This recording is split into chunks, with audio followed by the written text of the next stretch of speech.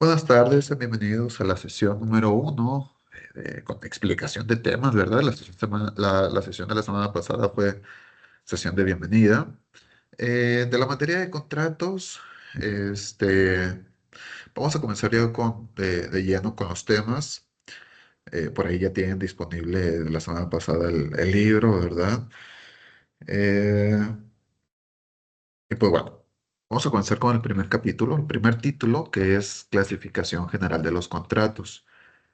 Una clasificación que más que nada va enfocado a las características de los contratos, a los tipos de contratos, porque, pues bueno, existen demasiadas clasificaciones de los contratos, pero de las principales es acerca de los tipos de contratos que hay. Esto, pues hablando obviamente en el ámbito civil. Comenzamos pues, sobre qué va a tratar la sesión de hoy. Pues bueno, el título primero, este libro, el Compendio de Derecho Civil, nos habla acerca de la clasificación de los contratos como un elemento esencial para comprender su naturaleza jurídica. Esta clasificación permite identificar todas las características, es lo que les decía. Es una clasificación más enfocada a los tipos y características de los contratos, ¿ok? Efectos y obligaciones que surgen entre las partes contratantes. El estudio de esos contratos resulta una parte fundamental, ya que de esta manera podríamos conocer qué tipo de contrato aplicaría a cada una de las situaciones que se nos puedan llegar a presentar, ya sea eh, de manera personal o representando a alguien más, ¿verdad? Y constituye una de las principales fuentes de las obligaciones y regulan múltiples relaciones jurídicas en la vida cotidiana y comercial, ¿ok? Antes que nada, antes que nada y antes que todo, vamos a comenzar con la definición de lo que es un contrato, ¿ok? Aquí nada más cabe aclarar, ahorita tengo entendido que llevan teoría de las obligaciones, que es una materia muy similar, o en estos tetras están llevando teoría de las obligaciones, que es una materia muy similar, pero pues bueno, así está ahorita actualmente el plan de estudios, nos va a servir, ¿verdad? Para repasar, reforzar los temas, y pues bueno, para ir por si se les hacen conocidos los temas que se envían en alguna otra materia. Primero, un contrato es un acuerdo de voluntades entre dos o más personas destinado a crear, transmitir, modificar o extinguir obligaciones. ¿Ok?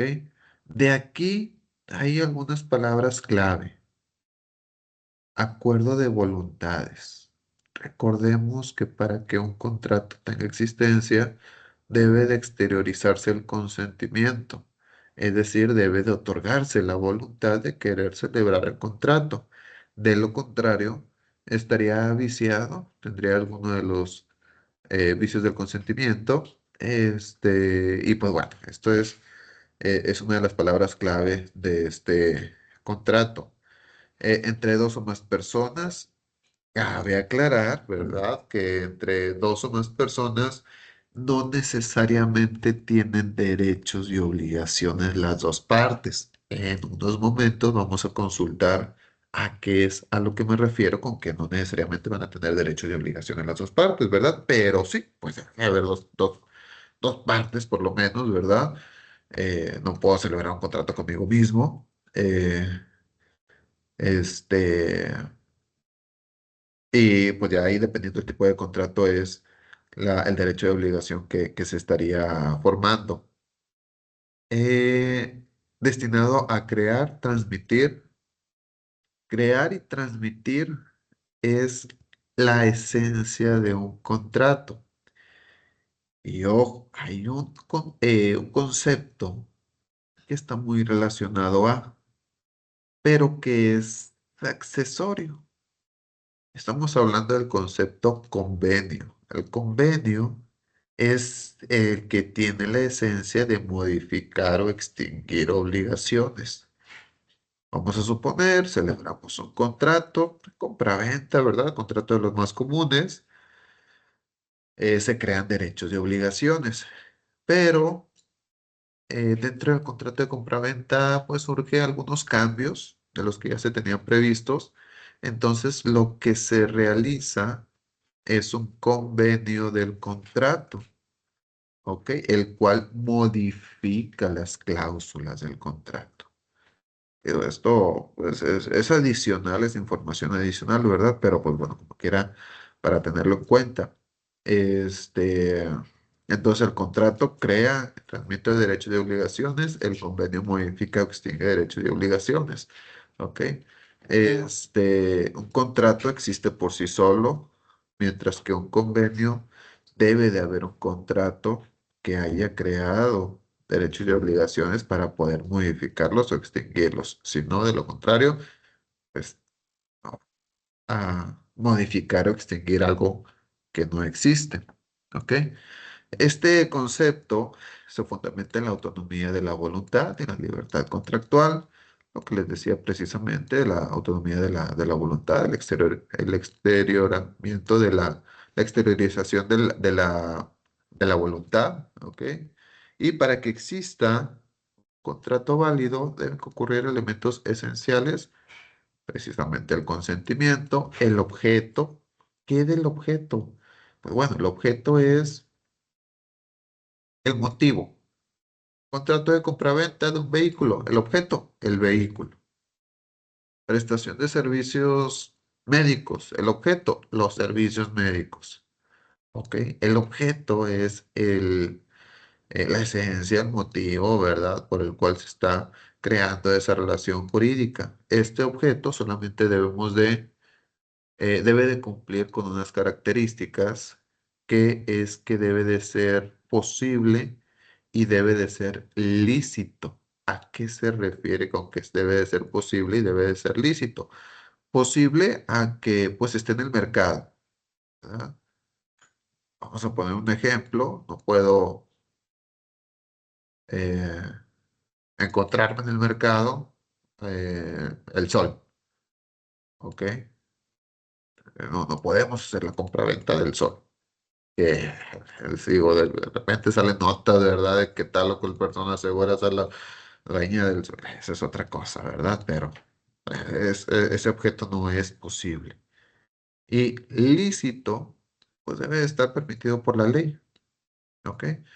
No puedo, por ejemplo, celebrar un contrato de servicios profesionales para golpear a una persona porque me cae mal. No, ¿verdad? Eso no es lícito. Y por lo tanto, pues no podría ser un objeto del contrato como tal, ¿verdad? Por lo tanto, el objeto debe ser posible y debe ser lícito, ¿verdad? Y en algunos casos, la solemnidad exigida por la ley. ¿Qué es esto de la solemnidad? La solemnidad no es otra cosa más que la forma en la que se debe de celebrar el contrato. Muchos de los contratos no exigen alguna formalidad o en específico, ¿verdad? Simple y sencillamente un escrito que se exteriorice la voluntad de las partes, con eso es suficiente. Pero hay algunos otros contratos que sí requieren de una formalidad más específica, a la cual se le conoce como solemnidad. Ahorita lo vamos a ver esto, ¿ok? El matrimonio. Sabemos que para que de hecho, escuchamos, ¿verdad?, que es un acto solemne. A eso es a lo que se refiere, que requiere de especificaciones, que ante un juez, que ante tantos testigos, que firmen de tal manera, que las huellas, que esto, que lo otro, todos esos requerimientos son, eh, están en la ley y a esa formalidad tan específica se le conoce como solemnidad. Entonces, en algunos casos, la solemnidad exigida por la ley también se convierte en un elemento esencial de un contrato. ¿Ok? Bien, pasamos ahora con la clasificación doctrinal. Eh, la clasificación de los contratos permite agruparlos según diversos criterios doctrinales y legales. Hay, como les decía, varias clasificaciones de los contratos. Esas categorías facilitan su análisis jurídico, ya que cada tipo presenta reglas particulares en específico, ¿verdad? Tiene sus características y la doctrina ha desarrollado diversas clasificaciones atendiendo a la forma del perfeccionamiento, el número de las partes obligadas, a la onerosidad, ahorita vamos a ver qué es oneroso, y a la duración de los efectos jurídicos. Ok, a ver, un segundito, por favor.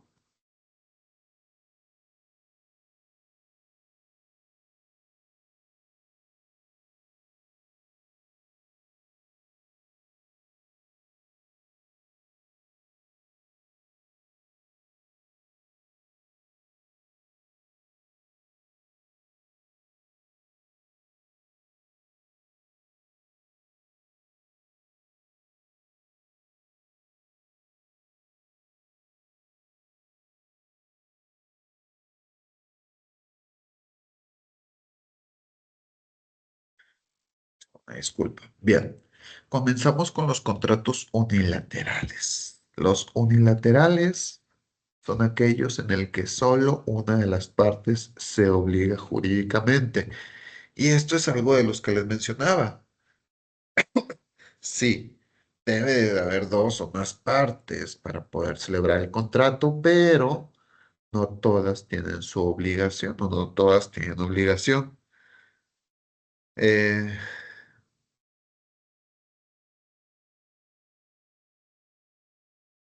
la otra parte no es una obligación correlativa, aunque se adquiere derechos. Un ejemplo de esto, el ejemplo más representativo de un contrato unilateral es la donación. En la donación, la persona que realiza la donación tiene la obligación, ¿verdad?, de entregar la cosa, pero la persona que recibe la donación no está obligada a recibirla, a aceptarla. ¿Ok? Ese es un ejemplo de un contrato unilateral. Existe obligación solamente para quien va a realizar la donación, más no existe la obligación para quien va a recibir la donación. Puede rechazarla sin problema, no pasa nada, se termina ahí el contrato, ¿verdad? Se le regresa la parte donante lo que había entregado en donación y se acaba, ¿verdad? Digo, algo que pues realmente no existió. Contratos bilaterales, pues sí, aquí es lo más común. Hay derechos y obligaciones para las dos partes, ¿ok? Cada una es acreedora y deudora al mismo tiempo. Es el más común en la práctica jurídica. Ocurre en la compraventa, donde una parte se obliga a entregar una cosa y la otra a pagar un precio cierto, ¿verdad? Ahí ambos tienen la obligación. ¿Qué pasa si uno incumple? Pues es un incumplimiento de contrato que se puede eh, demandar, ¿verdad? Pero pues bueno, aquí en los contratos bilaterales se generan derechos y obligaciones para ambas partes. Bien, pasamos ahora con los contratos onerosos. Los contratos onerosos son aquellos en los que las prestaciones y contraprestaciones implican un sacrificio económico para ambas partes. ¿Ok? Es decir, te desprendes de algo, las dos partes, ¿verdad? Tu obligación, podríamos equipararlo con los bilaterales, ¿verdad? Todo oneroso es bilateral. Existe una equivalencia entre lo que se da y lo que se recibe. La compraventa y el arrendamiento son ejemplos representativos de contratos onerosos ampliamente regulados por el derecho civil. Es prácticamente lo mismo, ¿verdad? Pero otra manera de llamarlo. ¿Por qué oneroso? Porque le cuesta a las dos partes, le cuesta a las dos partes el, el llevar a cabo esa relación jurídica. Los dos tienen la obligación de entregar algo, ya sea un producto, un precio, lo que se hayan obligado en la relación jurídica, en el acto jurídico, ¿verdad? Pero Esto es lo que quiere decir un contrato oneroso. Y gratuito es como el unilateral. Solamente una de las partes se obliga y la otra no. ¿Ok? En los contratos gratuitos, una de las partes obtiene un beneficio sin asumir una carga equivalente, sin tener una obligación directa. La otra parte realiza una prestación sin recibir una contraprestación económica. Este tipo de contrato se fundamenta generalmente en la liberalidad y la intención de beneficiar a otra persona, como ocurre en el comodato y la donación. Comodato se entrega un predio, un bien, ¿verdad? Para que se utilice. Ya al final nada más pues, se regresa y la donación, pues tal cual, se le entrega un bien y sin, sin que esa otra persona que está recibiendo el bien vaya a entregar algo. Ok, en el comodato y en algunas ocasiones, más bien dicho, pues bueno, ahí se da un precio, ¿verdad? Pero en el momento en que se fija un precio ya no es un contrato de comodato, ya es otra cosa que vamos a ver más adelante. Contratos consensuales se perfeccionan con el simple consentimiento de las partes sin que sea necesaria una forma especial. Basta el acuerdo de voluntades para que nazcan las obligaciones. Este principio refleja la importancia de la voluntad como elemento central del contrato en el derecho civil moderno. ¿Ok? Eh, Muchos contratos no se especifica literalmente cómo debe de ser celebrado. Basta con acuerdo verbal, basta con un documento firmado, ¿verdad? En el caso del verbal, pues bueno, este, pues ahí si quedan mal, si falla alguna de las partes, pues no tendrías la manera o sería muy complicado comprobar que falló a los términos, ¿verdad? Es por eso que, pues bueno, se recomienda una firmita, ¿verdad? Un documento en el cual esté firmado y con eso es suficiente. Hay algunos contratos que no requieren de una formalidad en específico y a esos contratos se les llama contratos consensuales. Formales ya requieren de una formalidad en específico, ¿ok?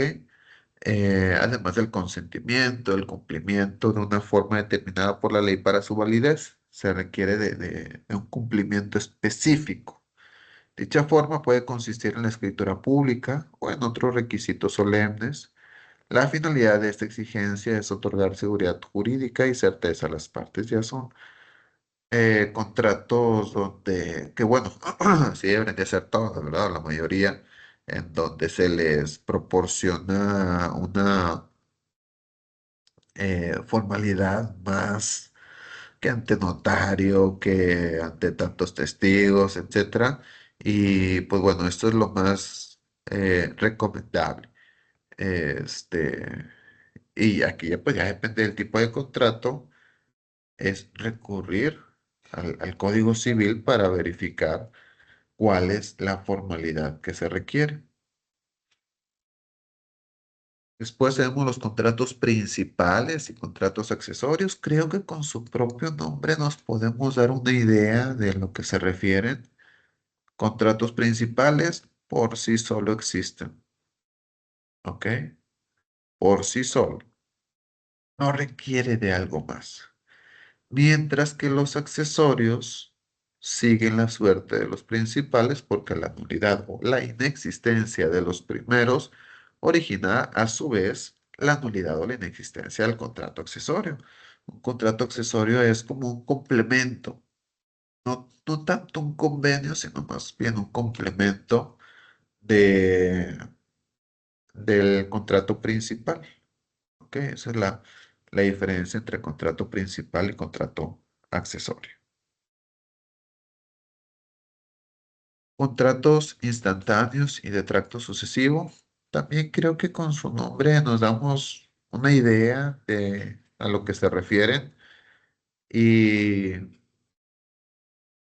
pues no es otra cosa más que al contado o, o en pagos. Es eso, ¿verdad? No es otra cosa más que eso.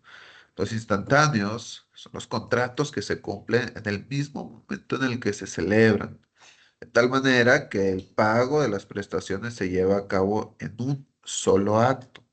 Y de tractos sucesivos son aquellos en que el cumplimiento de las prestaciones se realiza en un periodo determinado, tantas mensualidades, tantas parcialidades, un pago dentro de 5 meses, etcétera. ¿Ok? Entonces eso es lo que quiere decir contrato instantáneo y contrato de tracto sucesivo. Y ya, esas son las clasificaciones que vienen ahí.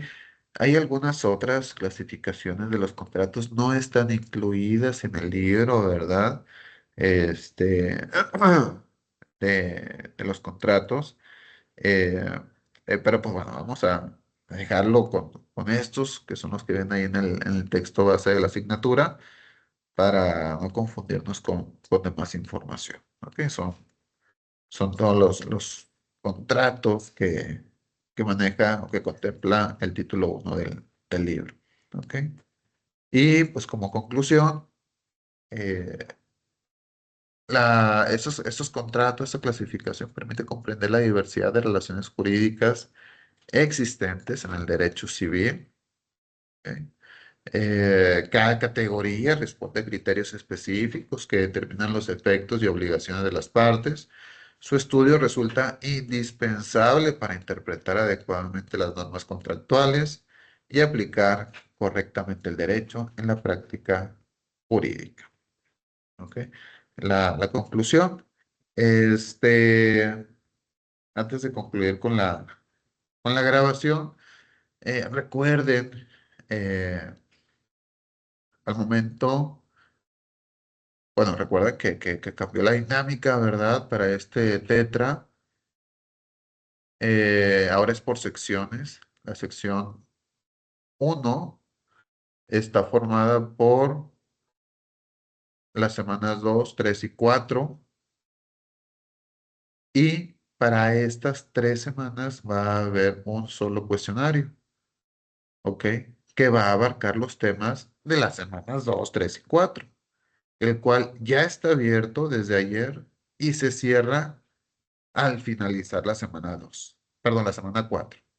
Se cierra al finalizar la semana 4, y luego ya comenzamos con la sección 2, semana 5 y 6.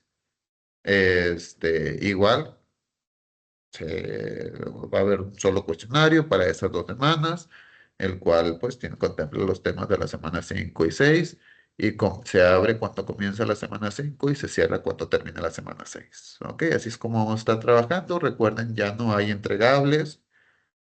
Son solamente 4 cuestionarios en todo el tetra. Uno para la sección 1 que abarca semanas 2, 3 y 4. Otro para la sección 2 que abarca semanas 5 y 6. El examen parcial, ese sí sigue normal, ¿verdad? Otro cuestionario para las semanas 7, 8 y 9.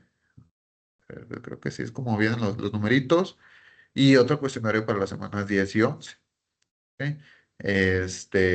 Son solamente esos 4 cuestionarios. No hay actividades entregables.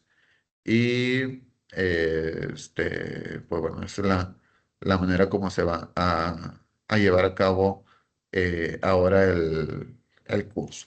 ¿Ok? Pues bueno, al momento, pues son todos los temas, son todos los temas correspondientes al curso. Y voy a dar por concluida la grabación y en breve resuelvo dudas y comentarios. ¿Ok? Por esta sesión es todo. Nos vemos la próxima semana. Cuídense mucho. Hasta luego.